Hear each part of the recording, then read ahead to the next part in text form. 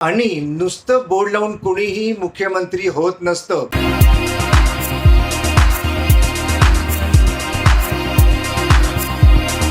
उद्धव ठाकरेजी यांचा वाढदिवस आहे, त्याबद्दल त्यांना शुभेच्छा.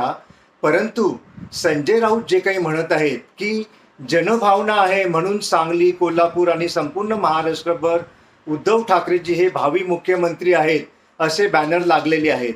आता चंद्रहार पाटील या पैलवानाने म्हणे हे बॅनर सांगली आणि कोल्हापूरमध्ये लावले, परंतु त्याकरिता जनतेमध्ये मिसळावं लागतं, काम करावं लागतं. 24-24 तास डोळ्यात तेल घालून पहारा ठेवावा लागतो जनतेच्या कार्याचा.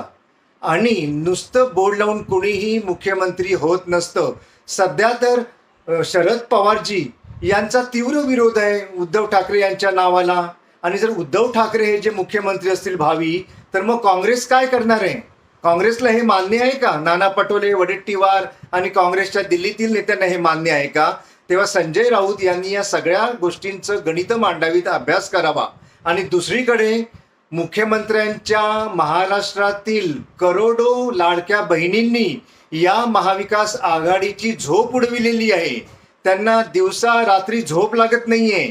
सतत एकच विषय चालू की हे जे काही प्रकरण आहे, मुख्यमंत्री लाडकी माझी बहीण, हे खोटं आहे, हे खोटं आहे, हे खोटं आहे. सतत एकच घोष सर्व महाविकास आघाडीच्या सर्व नेत्यांच्या तोंडून ऐकू येत आहे.